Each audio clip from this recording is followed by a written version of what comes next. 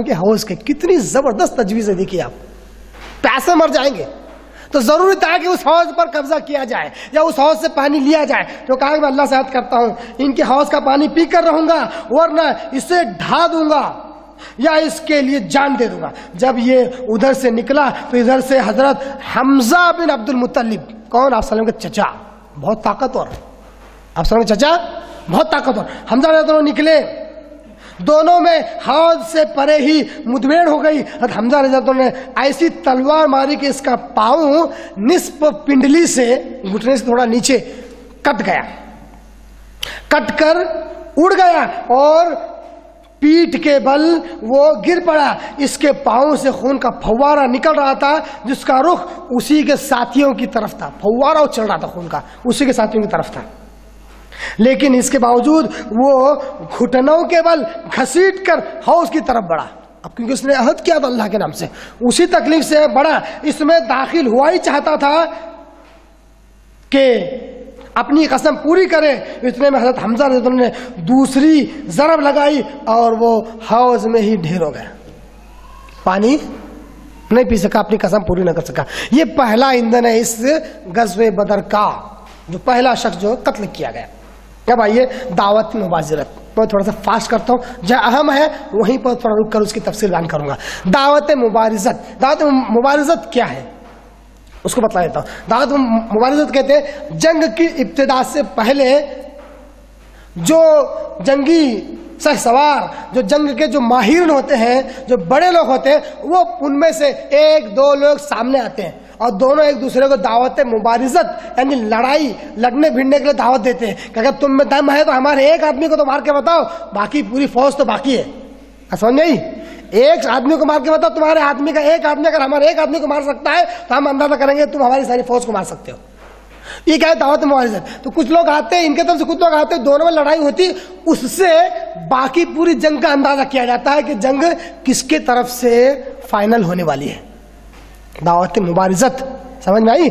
دعوت مبارزت. اس معرکے کا پہلا ایندھن جو قتل کیا گیا تھا, اس معرکے کا پہلا جو قتل تھا, اس سے جنگ کی آگ بھڑک اٹھی. چنانچہ اس کے بعد قریش کے 3 بہترین شہ سوار گھوڑ سوار نکلے جو سب کے سب ایک ہی خاندان کے تھے. ایک عتبہ اور دوسرا اس کا بھائی شیبہ جو دونوں ربیعہ کے بیٹے تھے, اور تیسرا ولید بن عتبہ, ولید جو عتبہ کا بیٹا تھا.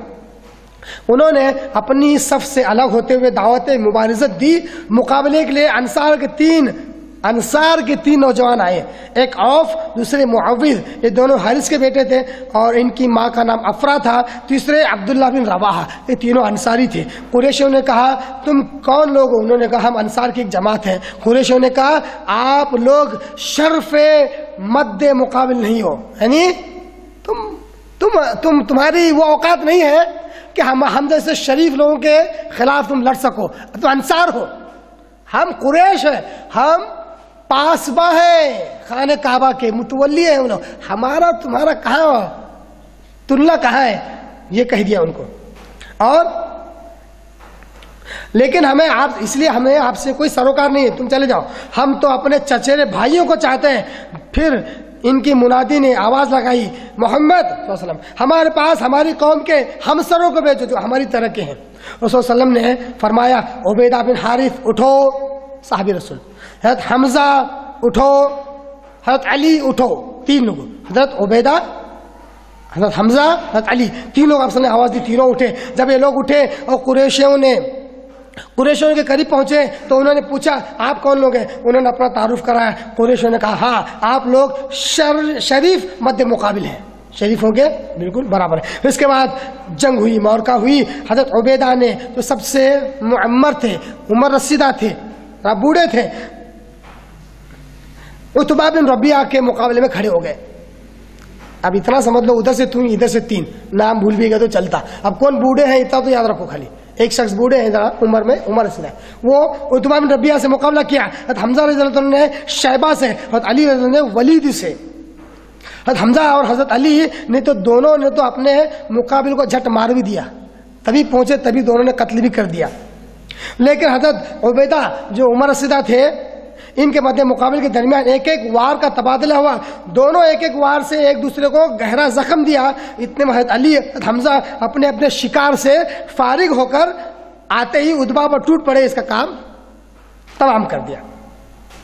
حضرت عبیدہ کو اٹھا لیا، ان کا پاؤں کٹ گیا تھا اور آواز بھی بند ہو گئی تھی۔ زوردار اگر درد محسوس ہونا تو انسان کی آواز بند ہو جاتی ہے، کبھی سنائی نہیں دیتا ہے، کبھی آنکھیں چلی جاتی ہے، اگر حادثہ ہو جائے، حادثہ ٹائپ کا زخم بڑا گہرا لگ جائے۔ ایسا ہی ان کا پیر کٹنے کی وجہ سے آواز بند ہو گئی، جو مسلسل بندی رہی یہاں تک کہ جنگ کے چوتھے یا پانچویں دن جب مسلمان مدینہ واپس ہوتے ہوئے وادی صفرا سے گزر رہے تھے تو ان صاحب کا انتقال ہو گیا رضی اللہ تعالیٰ۔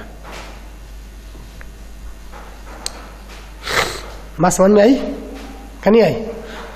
ایک آخری نقطہ، حضرت علی اللہ قسم کھا کر بار بار فرمایا کرتے تھے کہ یہ جو آیت ہے سورہ نمبر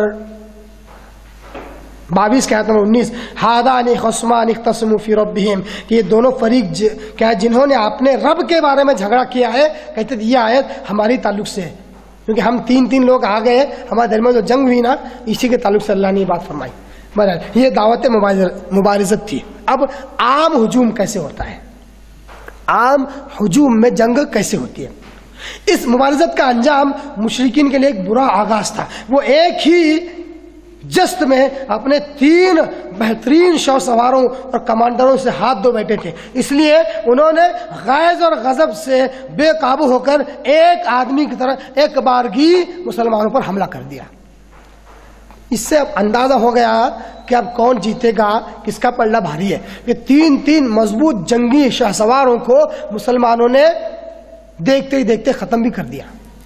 تو ایک ساتھ غیظ و غضب میں مسلمان کی طرف لپکے، دوسری طرف مسلمان اپنے رب سے نصرت اور مدد کی دعا کرنے اور اس کے حضور اخلاص اور تضرع اپنانے کے بعد اپنی اپنی جگہ پر جمے اور دفاعی موقف اختیار کیے، مشرکین کے تابڑ توڑ حملوں کو روک رہے تھے اور انہیں خاصا نقصان پہنچا رہے تھے، اور زبان پر احد احد کا کلمہ جاری تھا، ایک اللہ۔ آپ وسلم نے